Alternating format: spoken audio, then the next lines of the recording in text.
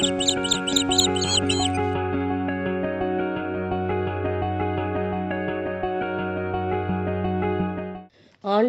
இனிய நாமத்தில் உங்களை சந்திப்பதில் மிக்க மகிழ்ச்சி அடைகின்றேன். நாம் இன்று தியானிக்க எடுத்திருக்கும் தலைப்பு, இறைவன் உங்கள் மேல் பிரியமாயிருக்கின்றார். தியான வசனம் எசாயா அதிகாரம் 62 வசனம் 4. கைவிடப்பட்டவள் என்று இனி நீ பெயர் பெற மாட்டாய், பாழ்பட்டது என நீ உன் நாடு அழைக்கப்படாது. நீ எப்சிபா என்று அழைக்கப்படுவாய், உன் நாடு பெயூலா என்று பெயர் பெறும். ஏனெனில் ஆண்டவர் உன்னை விரும்புகின்றார், உன் நாடு மனவாழ்வு பெறும். இந்த வசனத்தின் மூலமாக கடவுள் நமக்கு உணர்த்துவதை சிந்திப்போமா? கிறிஸ்துவுக்குள் பிரியமானவர்களே, நம்முடைய கடவுளாகிய இயேசு கிறிஸ்துவின் நாமத்தில் உங்களை வாழ்த்துகிறேன். இன்று இறைவன் உங்களுக்காக ஒரு அழகான இறை வார்த்தையை வைத்திருக்கின்றார். இது எசாயா 62:4 வருகின்றது. கடவுளாகிய இயேசு கிறிஸ்து நமக்கு முன்மாதிரியான வாழ்க்கையை விட்டு சென்றுள்ளார். அவருடைய அடிச்சுவடுகளை பின்பற்றி இறைவனை பிரியப்படுத்த கற்றுக்கொள்ளுங்கள். 1 பேதுரு 2:21 விவிலியம் இவ்வாறு கூறுகின்றது: இதற்காக நீங்கள் அழைக்கப்பட்டிருக்கின்றீர்கள், ஏனெனில் கிறிஸ்துவும் உங்களுக்காய் பாடுபட்டு நீங்கள் தம்முடைய அடிச்சுவடுகளை தொடர்ந்து வரும்படி உங்களுக்கு மாதிரியை பின்வைத்து போனார். ஆம், இயேசு கிறிஸ்து நமக்கு முன்மாதிரியான வாழ்க்கையை விட்டு சென்றிருக்கின்றார்.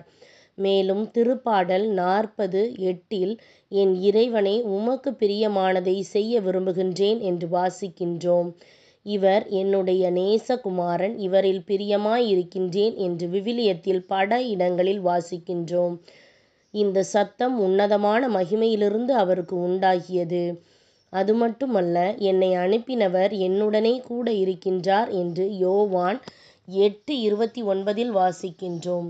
பிதாவுக்கு பிரியமானவைகளை நான் எப்பொழுது செய்கின்றபடியினால் அவர் என்னை தனியே இருக்க விடவில்லை என்றும் வாசிக்கின்றோம். ஆம் பிரியமானவர்களே, நாம் செய்யும் எல்லாவற்றிலும் இறைவனை பிரியப்படுத்த வேண்டும்.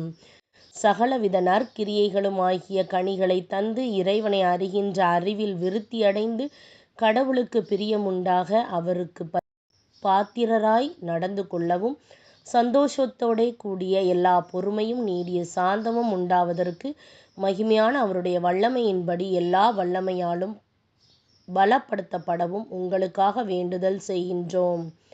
ஒளியிலுள்ள பரிசுத்தவான்களுடைய சுதந்திரத்தில் பங்கடைவதற்கு நம்மை தகுதியானவர்களாக்கினவரும் இருளின் அதிகாரத்தினின்று நம்மை விடுதலையாக்கினவருமாயிருக்கிற பிதாவை சோஸ்தரிக்கின்றோம். இவற்றையெல்லாம் செய்தால் இறைவன் நீங்கள் பிரியப்படுத்துவீர்கள். இதன் மூலம் இறைவன் எப்பொழுதும் நம்மோடு இருப்பார். சிந்திப்போம், வாழ்வாக்குவோம். நாம் ஜெபிக்கலாமா? அன்பின் தகப்பனே, நீர் மாட்சிமையுடன் என் வாழ்வில் வந்தருளும். எல்லா நேரத்திலும் உமக்கு பிரியமானதை செய்யவும், உமது பார்வையில் மகிழ்ச்சியாக வாழவும் எனக்கு உதவும். உமக்கு கனிகளை தரவும், உமது அறிவில் விருத்தியடையவும், உமது வல்லமையால் பலப்படவும், மகிழ்ச்சியுடன் உமக்கு நன்றி செலுத்தவும், உமது அழைப்பிற்கு பாத்திரமான முறையில் நடக்கவும் எனக்கு கிருபை அருளும். என்னை முற்றிலுமாக உமக்கு ஒப்புக் கொடுக்கின்றேன். உமது மகிமைக்காக என்னை பயன்படுத்தும். இயேசுவின் நாமத்தில் ஜெபிக்கின்றேன் நல்ல பிதாவே, ஆமேன்.